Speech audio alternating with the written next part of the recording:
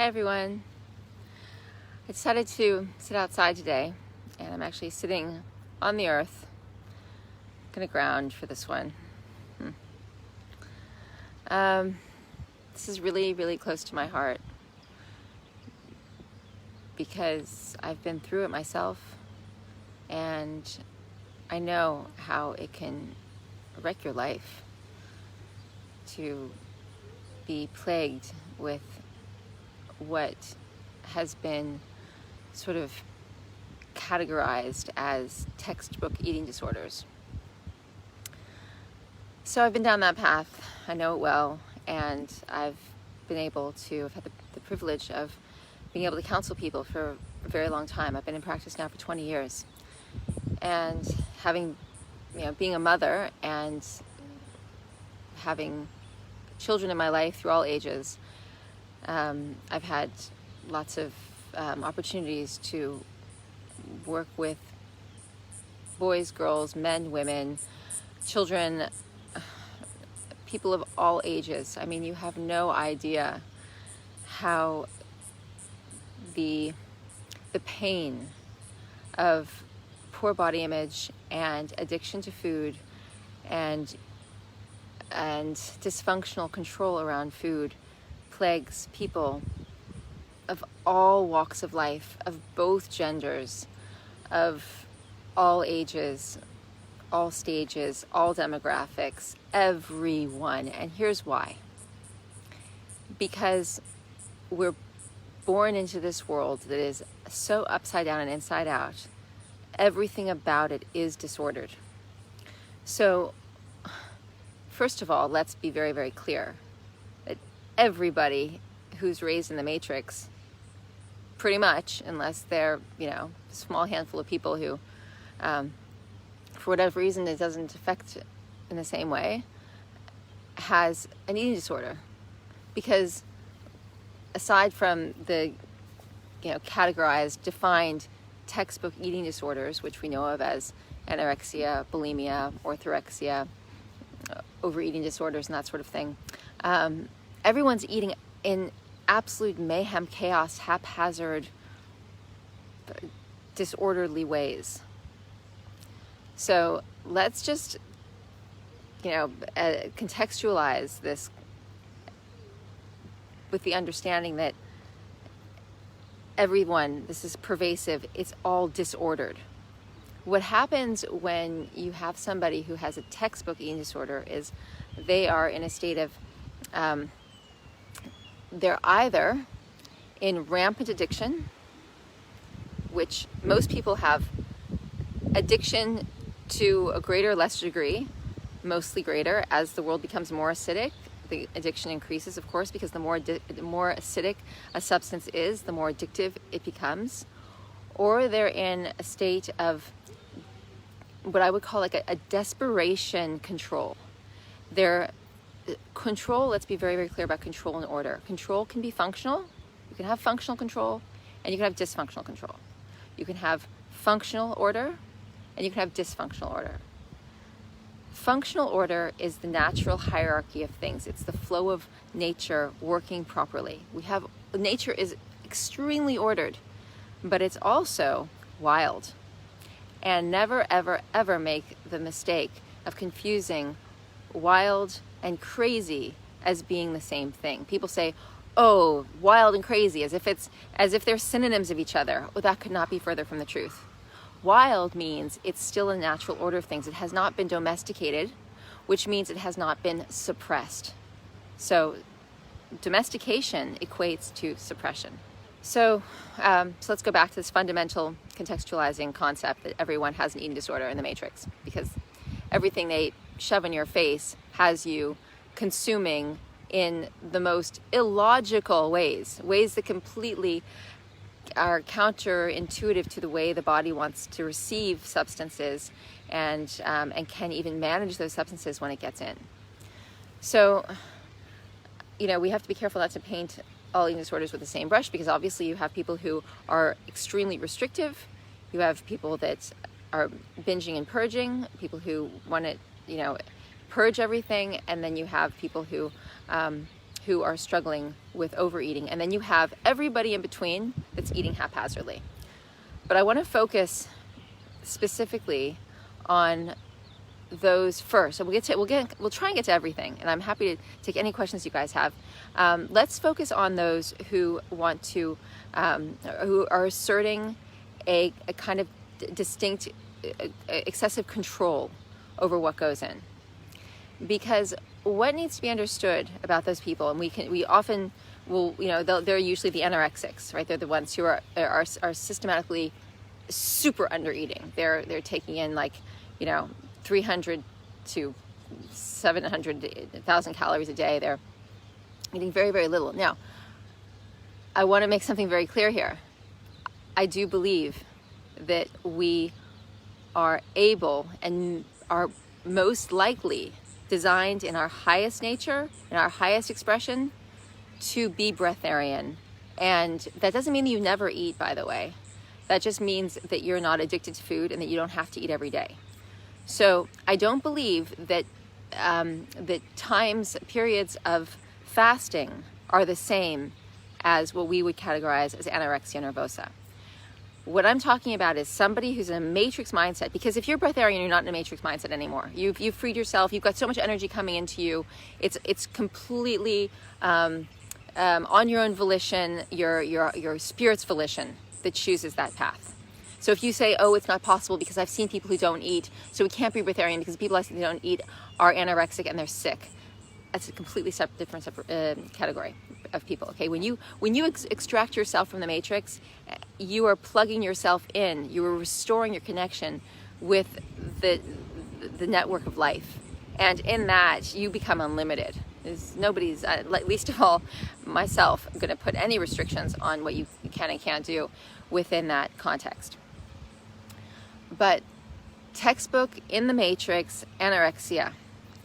That is a desire to bring order where there has been disorder. So what I want those people who are listening, who are either suffering from that or on the verge of or developing it, or have a loved one who is somewhere in that spectrum, or any counselor listening to this, is to understand that they are not wrong. Their instincts are not wrong. Their desire to have some functional control and to have functional order in their lives is not wrong. It's just misplaced and it's misunderstood. It's misdiagnosed, and so it's left to wreak its havoc on these people.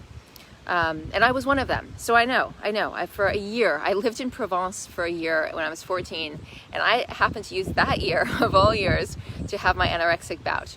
And I got down to 86 pounds. Nobody really understood what was going on. And on my almost 5'7" frame, that was really, really skinny. And I already have a very small upper body. I get teased enough about my bones sticking out, but you can imagine what my bones looked like then.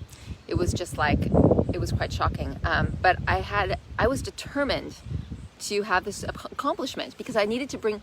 I didn't understand at the time, and then it would the pendulum would swing to the other side into bulimia, which is what often happens. But I never understood that I was trying to bring order where there was none, and what's always a common thread with anyone who is eating out of order is that they are.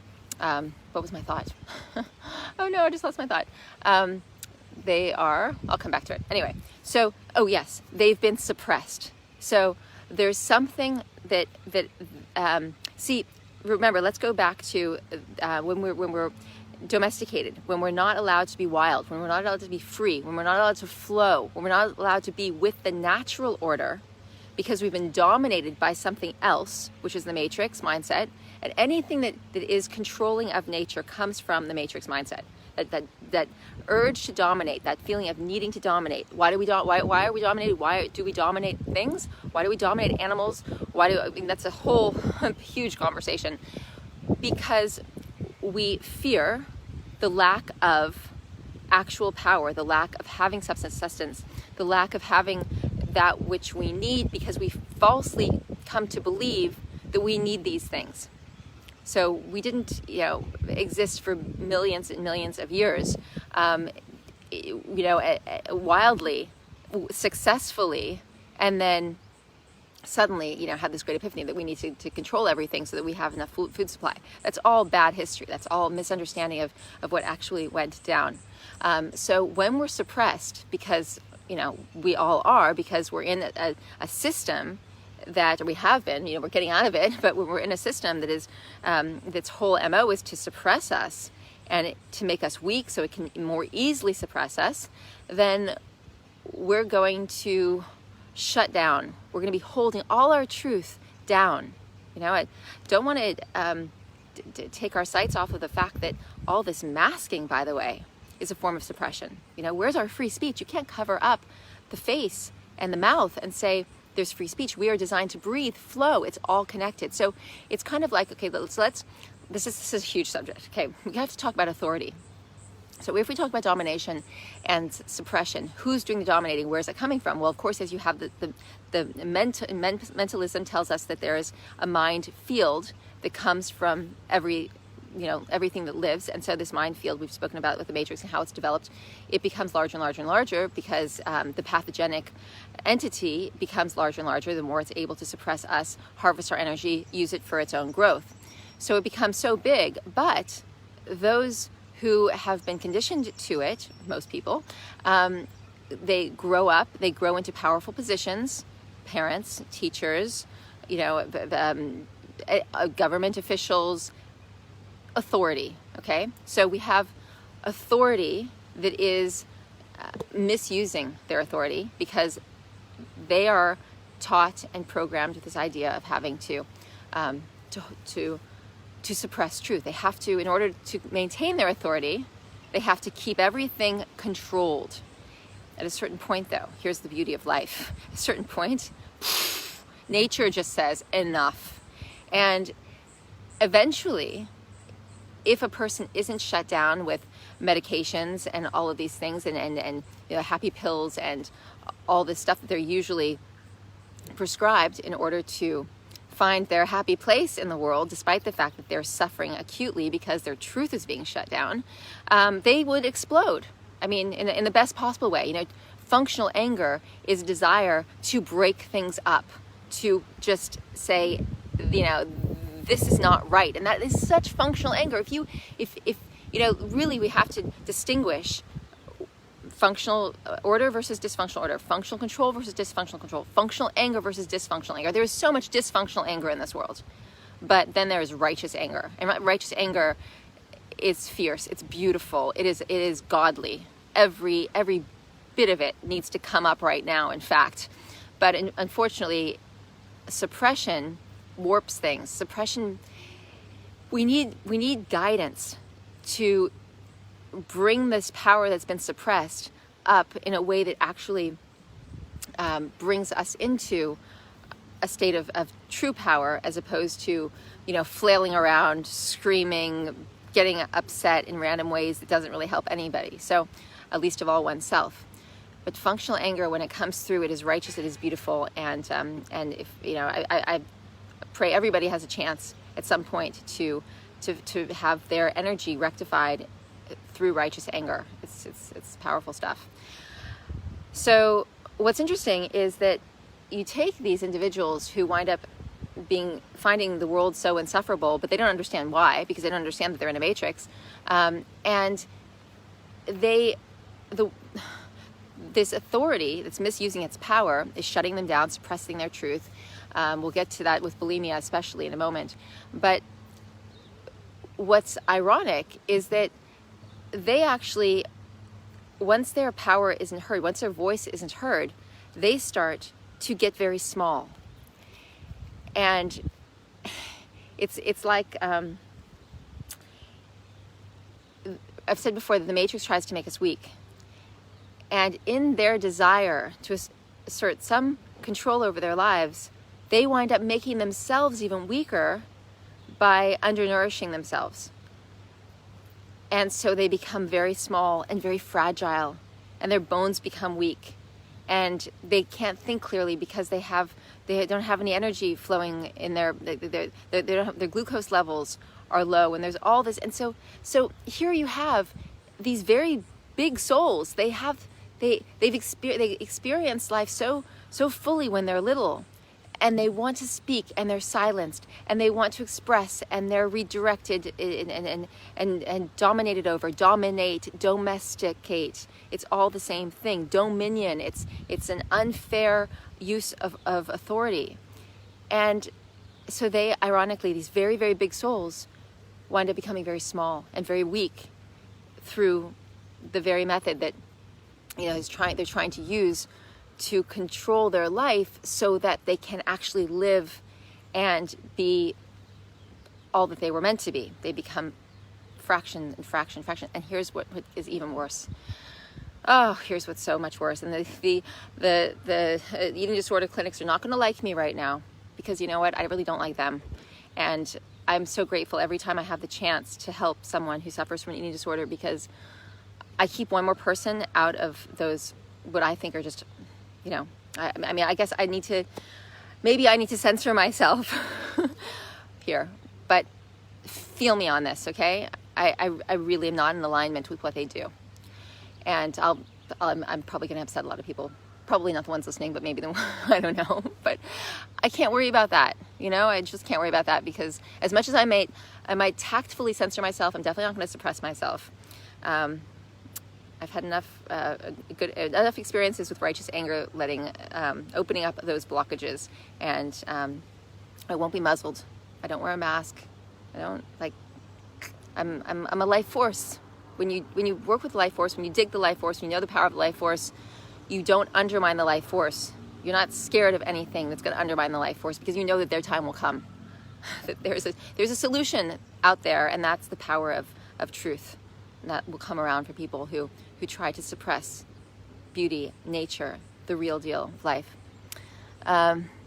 There's also a desire for ethereality in anorexia, almost an exit strategy from the matrix, ascending in a way. Let me just see this.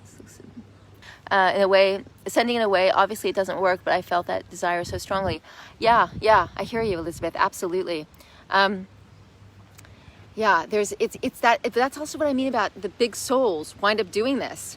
They have a sense of their own divinity, and it's being shut down, and they don't know what to do. And so it becomes almost like, here's the misunderstanding.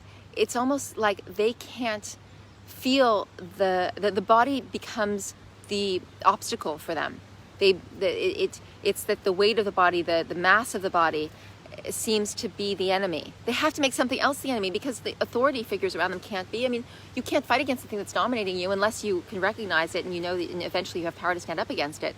So there is, I see that. And whether it's happening for exactly the same reason I'm suggesting right now or not, there is that.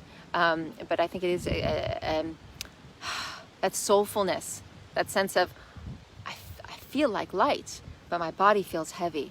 I feel like there's something more to me, but my body says no. And then, of course, there's the living up to, and the sense of wanting to shine and be successful. And these are usually Type A people. They're wanting to get. I went to boarding school, and it was one of the top boarding schools in America. And you have these really bright girls who come usually from families who have very high expectations of them, and so there's all this desire for perfection. So that of course that connection with perfection is a really big thing. I loved my boarding school, by the way. I have to give it a little shout out, Chatham Hall. It was the most amazing experience of my life. Really, really, really. I was so grateful for it. It enabled me to leave Los Angeles at 13 years old, when I really needed to get out of that environment, and I had the opportunity to be in a way more wholesome place. But even though it was wholesome and beautiful and pastoral and horses and everything that the concrete jungle of LA wasn't, it's still it's because of the desire to, because of the expectation that's put upon young women to be perfect, to be successful, to be accepted, to be to be considered successful. And that's what we're all funneled through this thing now, wherever you are. But in this particular time, this was in the early 90s, it was, you know, it was a little more local. It was still not, look, it's pervasive now. It's totally pervasive in 2020, but it was a little bit more localized, you know, these eating disorders and things. But basically there was this, you know, huge expectations. And so you've got this, you know, this desire to please, this desire to be perfect. And so but however, the irony is that everything around you is giving you a message of, how can I put this? Okay, so you go into the school cafeteria and it's a smorgasbord of just, it's chaos food. You know, it's whether you're at a public school cafeteria or you're at, you know, a Harvard cafeteria, or you're at, you know, or you're in your you know, office cafeteria, or you're going to a restaurant. It's all just all this madness. It's all this you go into a grocery store, they're like they're chaos stores. It's just like complete disorder, complete chaos. So on the one hand, we're given the message, you need to look beautiful and perfect. And, you know, I had both sides, because I had the, you know, the whole Los Angeles, the image consciousness, the, you know, the glossy magazine models and the Hollywood and the movie business and all of that. And then, of course, the, you know, let's all be poised, perfect, posh, educated, beautifully spoken, articulate, kind, loving, brilliant at everything, you know, Southern belles. So, you know, and it's at the same time here, have, you know, eat these pancakes and have this dessert, and, you know, and dinner is, you know, some combination of flesh foods and starches and pastries, and it's a you know, it's a mess. And so on the one hand, we were expected to look a certain way, but then we're also expected to consume this stuff. It doesn't fit. So whatever the background, whatever the environment is, I'm just sharing with you what mine was. There's this desire to excel and for perfection and to feel the lightness expressed in your life, but then no one's telling you that this stuff is going to do the opposite to your body. In fact, they're telling you, no, that this is what a healthy breakfast looks like. This is what healthy snacks look like, you know, and here, have the diet soda. That will keep your weight down, you know, but enjoy soda, because you should enjoy soda. And, you know, whatever it is, I'm just, you know, pulling things out of my head. But so you see how complex this is. But the suppression of our truth. So eventually what winds up happening is, when you're very, very young, you realize that all of this chaos is registering as wrong. It's not working for you.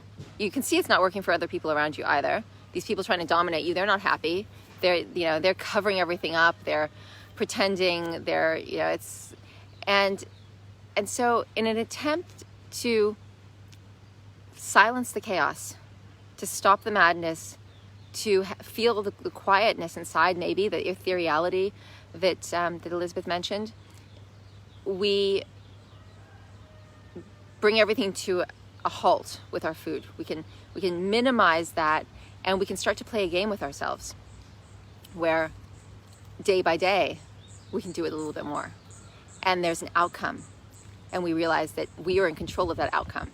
And so it becomes, since we can't control anything else around us, but we can control that, we start to play that game, and we start to use that as our security blanket. Because here's something that nobody can take away from us, you know? And as one gets older and has more power over, more autonomy over one's life, they can use that more and more, which is why, you know, I've women coming to me in their 40s and 50s, sometimes much older even, who are still battling with this dysfunctional control, let's call it. But what they're really, and dysfunctional order, but what they're really looking for, though, is truth. Because nature is order. Nature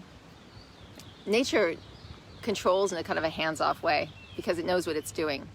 It doesn't have to assert control. It just is, and it has all the knowledge and the information in its true light codes, that everything is done as it should be, because it's done with unity or in unity.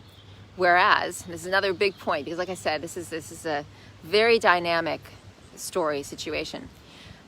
When we operate in separation, we fall into these traps of needing to, we're disconnected, so we don't feel safe, we don't feel energized, we're not getting anything from anywhere. We have to go outside of ourselves all the time to find these things, whereas nature is one unified field.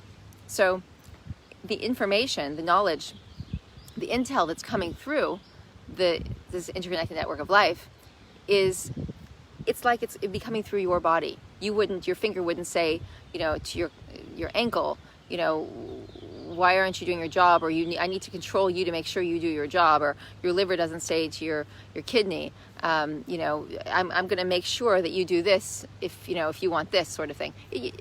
Everything's copacetic. It all works together. It's the same unit. It's like one organism, one cell, one unit of one network of life. And from unity consciousness, there's no control needed. Everything can be wild because the intel is very high. It's good information coming through. It's being conducted throughout.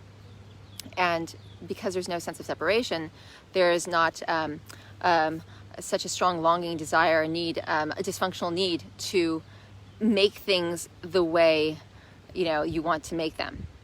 People who are functionally ordered have no need to control anybody else. Truly would prefer not to have that responsibility. They would never misuse their power. And this is all what happens when you become sovereign. You're not judgy. You seek your own highest expression, but you're not paying attention to what other people are doing around you unless they're harming somebody else, or they reach out to you for help, or there is something you can possibly gently do for anonymously almost, usually. So that's a lot there on anorexia. Bulimia. Okay. So the most important thing we have to understand about bulimia is that bulimia is a desire to express what that and those who most need to hear would never listen to and will never receive. And it's your deepest need to express. And that those who most need to hear it will never be ready to hear it, will never receive it, and so you find another way to let it out. So but then that can be expressed to the grand throne. Oh, look, I have a little ladybug. Come visit me. Hello, little one. And then just flush it away. How convenient is that? Now, it's desire to express. It's unconscious. The person doesn't realize, that they've suppressed something that deeply. They don't consciously realize it. And they haven't consciously realized who it needs to be said to. And the fact, this little ladybug is now in my hair, that person probably won't be able to receive it and take it in a way that would in any way make the person feel heard, let's say. All right, we're just gonna, how cute is that little ladybug? Oh, she flew away. All right. So once you can appreciate that if you have a problem with bulimia, that you are just trying to say something, then you can start saying it, acknowledge what it is, dig it, and just dig in to figure out what it is, and then realize who it is that could never hear it, that probably is the person that caused the problem to begin with. Could be a whole handful of people. Of course, we always have to, add the matrix, because they always have to be at the culpability party. So who else is there? What other authority figures? Who else who tried to suppress you or shut you down, make you feel like it was not important what you had to say, or exploited you, objectified you, in any way belittled your soul, belittled your spirit, made you inconsequential, or or used you to fulfill their aims. I mean, you fill in the blank. It's just like, it's pretty endless. So many different scenarios. But I don't want to forget to tell you guys out there that while I don't want to say that plant medicines are for everyone, I have experienced, both personally and professionally, that microdosing psilocybin, which is, magic mushrooms, has proven highly effective in helping stop this kind of life deteriorating way of dealing with one's suppression. It can't be done without acknowledging where it came from and all these different things, but just kind of put it on a little side list if you're really struggling, and to research it a bit more. I don't want to say too much on plant medicines right now, but I would be remiss in not sharing that as part of a bigger picture of approaching it, especially with bulimia. What they do at these clinics, I meant to get to this earlier, sorry, is they just want to get you to eat, and they because they say they don't want you to die. But there's a way of preventing death without reinforcing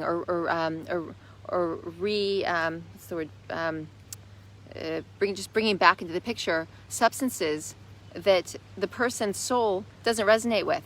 So reintroducing, that was what I was looking for.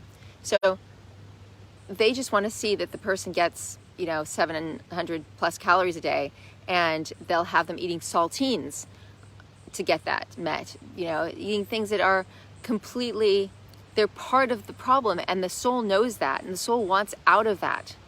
So first and foremost, remember that to keep someone alive is to give them oxygenation and life force, and that will come, and chlorophyll, the power of the sun, some glucose, yes, and that can be hard for anybody. It's hard to take anything in when you're that when you've clinged that dearly to the security blanket of starvation, of what's the word, of cutting off your food. There's a term for it. Forgive me.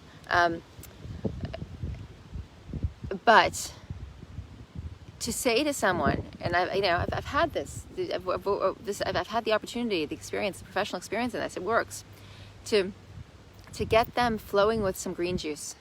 Throw an apple and a pear in there, get the glucose going, get the chlorophyll going. They're not afraid of that.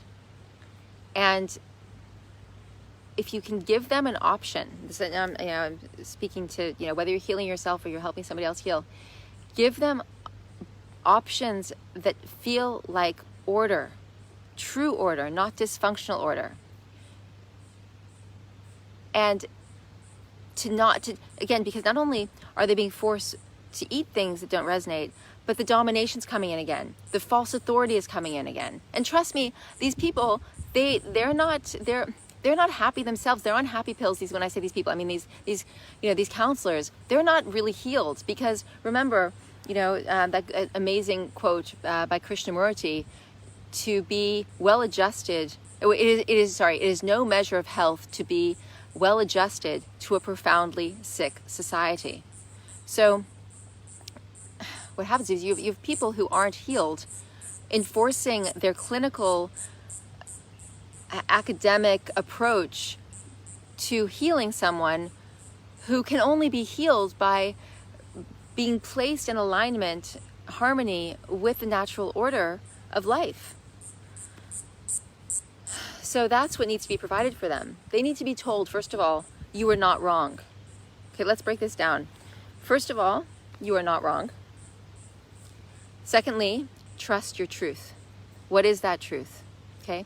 What is that truth? What was suppressed in you? Go back, recapitulate your youth. What happened to you? Not just the obvious things too. Sometimes it's the things that, there's unrealized things that take a bit of probing. Listen to what was suppressed. Ask questions of that suppression. Talk to it. Become friends with it. Let it open up to you. Let it open up to the person that you're there for. And then bring functional order to your life. So that's every area of your life. Your space. Are you in an environment where you can heal? Are you in an environment where you can say what's in your space? It's so important, because if domination continues to be an issue, false authority, domination, suppression, fear, then this person is never going to be able to truly heal. So you have to provide a safe environment where they're not going to be dominated, where they're going to be able to have themselves aligned with the natural order of things. And so that's in the space, that's in the food. It's, creating rituals throughout the day, giving them a sense of rituals that really are, can be done day in and day out, that are not part of the matrix, that are bringing them back into feeling safe with life. Being safe in the world, I don't believe you can feel safe in the world until you feel safe with life. The world doesn't scare me, because I've got life. Life is so much bigger than the controls of the world. So you get right with life, and then the world becomes this silly, misguided thing that you just kind of can look at and say, well, it's like you're a human, you're living the human life, and then you being presented with a game of Monopoly, and everybody at the Monopoly table thinks that's the real thing, but you've just come from the garden, you've just come from what's truly real. And you can look at everyone at the Monopoly table like, okay, you guys are a little caught up in this, but you're not going to get caught up in it. You see the difference? Really make a list. I love making lists. I encourage my clients, students to make lists all the time, because you need to see this stuff laid out. What does dysfunctional order look like? What does functional order look like? What is the difference? Why is it that way? How can there be functional order? You see, that's really, really important. So distinguish between those. And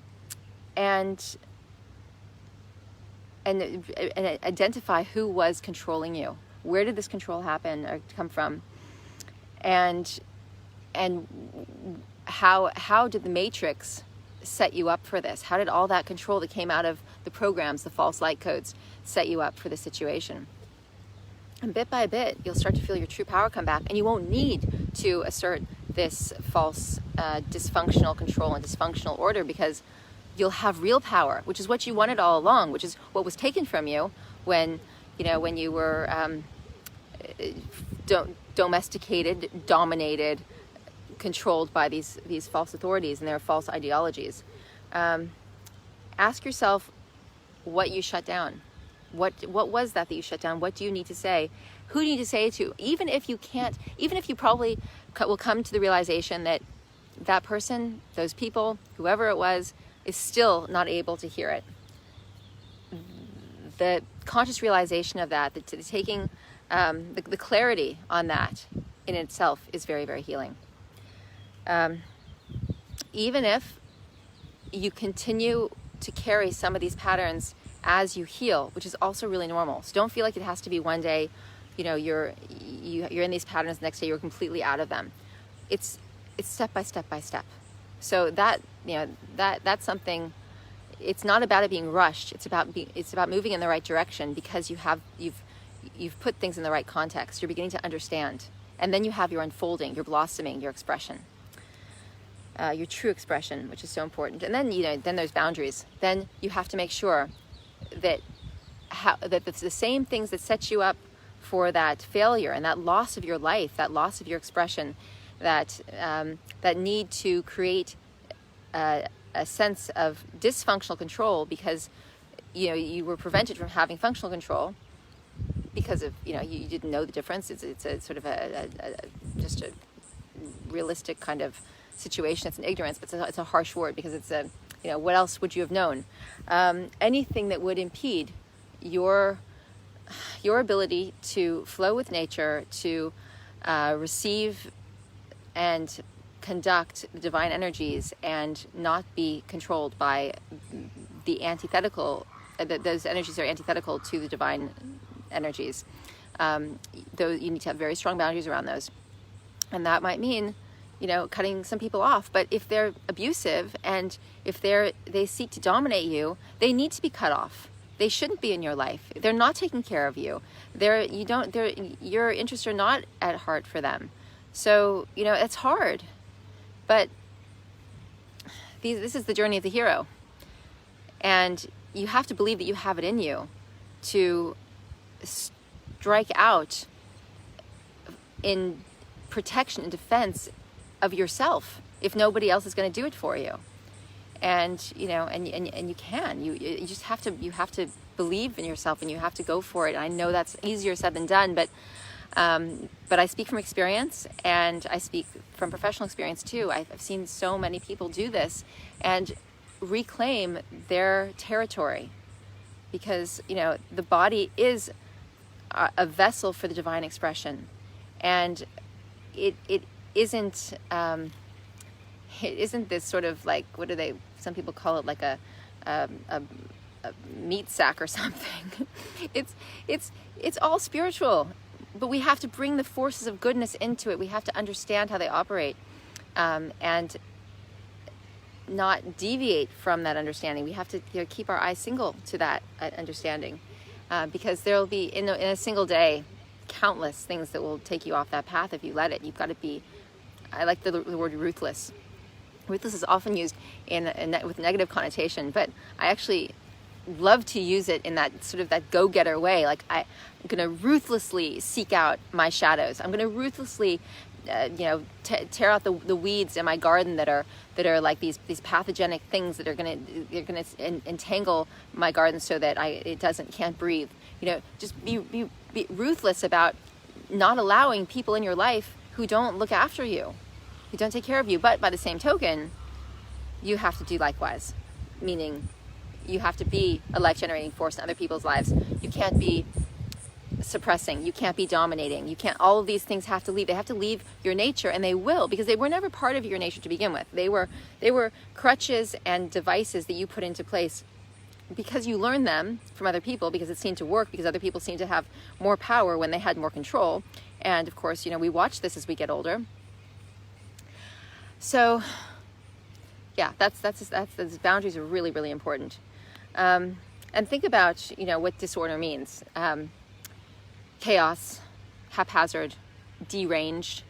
Whenever you have a DE, it's a Latin prefix that means, the opposite of. So, it undoes things. So, demented. So, is a great one, because you got the matrix is demented. It takes the healthy divine mind and inverts it. So it's a mental field, because we have the nature of mentalism, the law of mentalism, but it's inverted, so it's demented. All right, let's see. I guess I can answer my own question. It's still a form of dysfunctional patterning and authority. Sorry, what was the question? I think it was up higher. I must have missed it. I beg your pardon. Here we go. What about obesity? Carly asks. What are your views on this? It seems that our society has applied this chaos. Sorry, it's really bright. I think I've gotten a very bright spot in the sun here now. The sun is turning around me. It seems that our society has applied this chaos in the sense that nobody is obese. Am I reading this right? But that we need to see all body types as beautiful.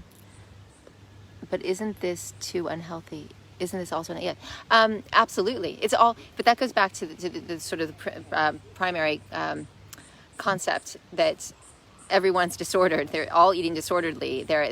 Everything's out of order. And so what does the Matrix want to do? It wants to make us weak. So it wants us to embrace the idea that all shapes and sizes are fine. Indulge. Well, obviously, there's a lot of different shapes and sizes naturally among, all our different, let's say, where people came from around the world. And that's beautiful, and it should be. And that's, there's there's the Aztecs and there's the Vikings. I mean, there's a lot of differences, different shades of skin color, different eye colors, different combinations of everything. And that's awesome.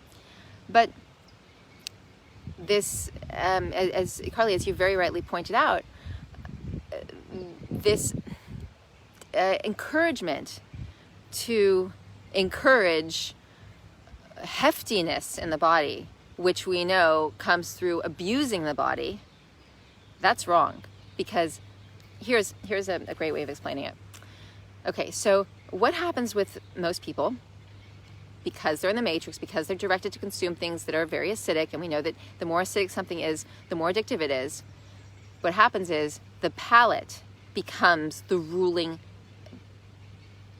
entity, the ruling sort of established authority in the body. Now that shouldn't be the case. Why should this, little palate here have domination, choice over everything else in the body? Well, that's what happens because, on the one hand, it's more than the palate, because it's the chemicals that run through the brain, it's the pathogens in the bloodstream that desire certain things. But ultimately, you have this place, this mouth that wants to put it in and experience it and be transported for the duration of the time that it's taking the mind, taking the brain, the experience away from every other thing, their problems, their everything. It's like not just a lunch break, it's like a life break. It's not just a snack break, it's a life break. So in that moment when it's in the mouth and the brain's doing all its synapsing around the chemicals and the pathogens are feeling satisfied, that mouth, that palate is putting its desire above everything else. So it's exploiting the body for its desires, and then the body has to pay the price. That is flat out, straight up abuse. If you want to, however you want to define abuse, that is abusive. So we don't want to encourage people to abuse themselves. Like, that's just not where we want to go with the human race. I think we can all agree on that. We want to encourage people to have autonomy and sovereignty, which means that no one part of the body, no one part of the being dominates the rest of the being or another part of the being. And that doesn't happen in the network of life. Nothing dominates. Everything cares for, everything supports. And accommodation is made. And but in the matrix, it's like, well, who's at the top? The one that's at the top gets to control everything below it. And what is it? Absolute authority corrupts absolutely, or is it corrupted absolutely, or whatever the term is. It's if you give any entity within the hierarchy absolute power like that, it's most likely, under 99.9% of the time, it's going to misuse it. It's going to use it to its own means, not say, oh, well, I have all this power, all this authority. I'm going to make sure that everybody's looked after. How often do we see that happen? Not often. That's what we need to take back. So those who have suffered from eating disorders, and again, everybody's suffering from eating disorders as far as I'm concerned, needs to take that autonomy back, take that power that is resting in the wrong places in the addictions. We have to stop being so addicted.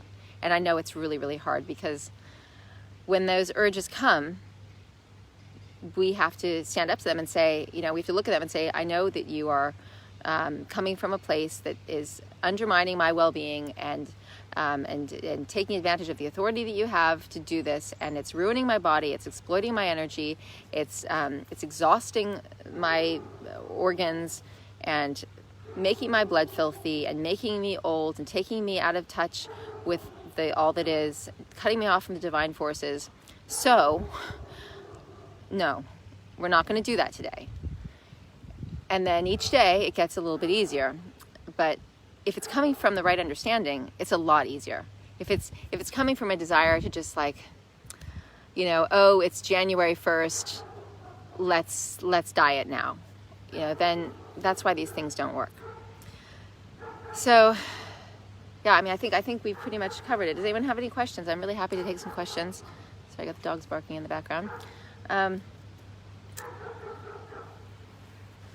It's a big subject. So important that I talk about it, because I just don't want anyone else to waste another moment of their lives with this struggle. It's unnecessary. If your perspective is righted, it can be healed, but it's unnecessary, and it's just another way that we lose our opportunity to be all that we came here to be, all that we, all these very, very special qualities and these unique makeup that each one of us has. It just gets shut down by trying to trying to, we wind up staying small because there's this authority around you. What is it that you need to say? Say it. Don't say it to the toilet. Don't need to flush it away anymore. Say it. Be the one to hear it. Be the one to acknowledge it. You know, there comes a time when it has to come forward. Otherwise, you're going to keep on making yourself weaker and weaker. You're going to keep shutting yourself down more. You know, the fabric of your bones, the fabric of your tissues is going to get weak. We should be so strong on every level, and we can be. So, for what it's worth, that was a big download. I think we did it in 2 parts because I was interrupted. So I think I'll put it up in 2 parts. But any more questions?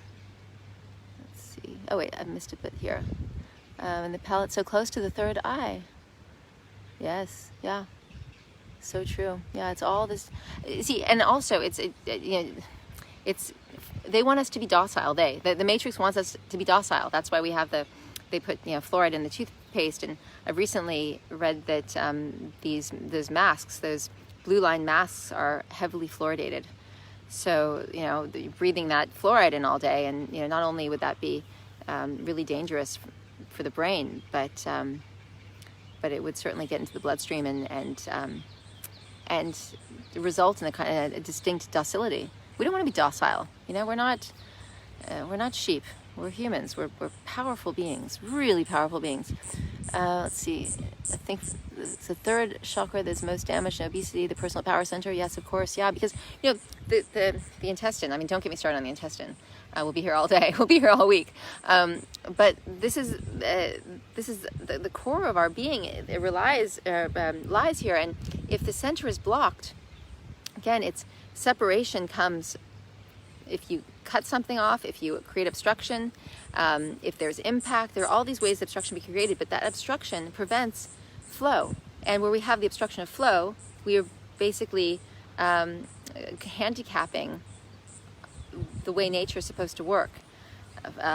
Taoism is all based on flow. Everything needs to move and flow, and wherever it's stuck, if there's stuckness, you're not going to have flow. This is why we have to unblock the intestine. And you have people who are, considered underweight and very petite and tiny boned, and they will still be highly impacted intestinally. So don't let that fool you. If you're eating animal products and mainstream dairy and sugar and candy and all this stuff, the stuff that I put on that list of things I ate in the first 20 years of my life, that creates huge impaction. It's dry. It's been sitting cooking in your 98.6 degree body, which is the temperature of the Arizona desert. It's a dehydrator oven inside you, and all that stuff just loses all its water. The longer it's in you, the more of its water has gone. And most of the foods that people eat are low water content foods anyway, so it's going to be exponentially dehydrated. So yes, when we give, what did I miss here? When we give free rein to the palate or to the base desires generally, we are confusing license with liberty. We achieve true freedom when we have come through the portal of temperance. That's beautiful, Elizabeth. Wow. When we give free rein to the palate, to the base desires generally, we are confusing license with liberty. We achieve true freedom when we have come through the portal of temperance. Wow, that's really beautiful. Confusing license with liberty. That's really beautiful. I love that. Really love that. Amazing. Beautiful. Yeah, we need to take our liberty back. We need to really be free, and there's no time to waste, you guys. Like, there's definitely a bifurcation happening right now. There are 2 worlds. There's 2 timelines. I mean, there may be multiple. There might be many on the one and many on the other, but there is definitely a bifurcation happening. There's our consciousnesses. Those of us who are primed, we are leaving this matrix. We are no longer stuck in it. We are, call it ascension, call it a rapture, call it, we're no longer confined. We're no longer enslaved. We are the opposite of enslaved. We are sovereign. And I don't want anyone to miss out on this. So, this is why I'm doing this. I don't often, in my courses, I don't usually talk about eating disorder stuff the way we spoke about it today. Usually that's a one-on-one thing. Specifically for people who are dealing with that. So I thought, like I said, I had something completely different in mind that I was supposed to discuss, and then I've just got this distinct direction. We have to talk about this today. So I think there are a few of you who really needed to hear this, that this is made for. Yeah, for it's a joy. It's actually unburdens me to be able to put it out there. And I think if we can really realize that even if we don't have, if one is listening to this and doesn't have a textbook eating disorder, where is the disorder in their eating? So where is the chaos? Where is it haphazard? Where are you eating in your car, standing up, or eating a mishmash of things because it's you've been guided that way socially, or you feel pressurized to consume certain things. It happens so often where people are like, I didn't want to have that, but I felt it was the right thing to do. I was at someone's home, or I was a guest, and they made all this. It's time to leave that behind. Let people know, obviously, before you go to their homes, and let them know, what you're doing with your life and your eating and everything. Take what you need, bring more for others if you want, find a way around it that's suitable for the situation. But no more compromises. This is a life and death issue. Yes, it is a life and death issue when we're talking about people who are, losing all their life force to anorexia, or they're blowing out their internal system because of bulimia, or they're blowing out their internal system because of obesity and overeating and addictions. Those are all life and death issues. But let's say it's a soul issue. We're here for our souls to grow. We're here for our divine nature to have an experience that will enable us to confront situations that where we'll have to take the higher choice and make the higher choice. And whenever we do that, the soul goes and it expands a little more. And every time we don't make the right choice, every time we take the path of least resistance, or we do something that undermines the growth of the soul, there's a little bit of a contraction, a little bit of a sinking back. If you want to think about it that way, it can be very helpful. So we can't let little things in our days, people who are of different mindsets, we can embrace them and love them and give them. The thing is, when you're doing this for the right reasons, you give everybody in the world the space to do what they want to do, but you need to be afforded that privilege as well. That natural, I'm going to use the word license, but liberty rather than license, that natural liberty to do that too. You are, you're in your sovereignty. You must, otherwise you won't be sovereign for long. What happens if, the sovereign king or queen, gets bullied and does something that it wasn't for their highest good? Well, their kingdom is then, attacked, and they're no longer the sovereign, and their land is no longer sovereign. So we have to, appreciate what that means. Okay, let's see. Diana, hello. You have been a voice of reason throughout the COVID agenda. Thank you for your courage. Thank you for speaking with such honesty. Wow, that's so nice. Thank you so much for saying that. Yeah, there were moments, harrowing moments to say the least, but thank you. And, as far as one's voice is concerned, I'm actually really glad you brought that up, because this channel through which things come through outwardly and they come in, it's highly intimate space. Okay, we talk about sexuality as being intimate, but what we put into our sacred space is intimate, whether it comes through our ears, our nose, our eyes, and most certainly, through our mouth, and what comes out of us as well. So we have to keep this space sacred by what comes in and out. And if we don't actually say what's true and what we know to be true, because we're afraid of how that's going to be met, then we're actually still desecrating the temple. We're still desecrating the kingdom. We have to. As long as we've come to a place where we've put our understanding to the test, so we're not just foolishly spouting something. If we've come to a point where we truly believe something and we're not able to express it because we shut ourselves down, because someone else shuts us down, because we shut ourselves down because someone else is shutting us down, then that's an equally has an equally devastating effect on our being.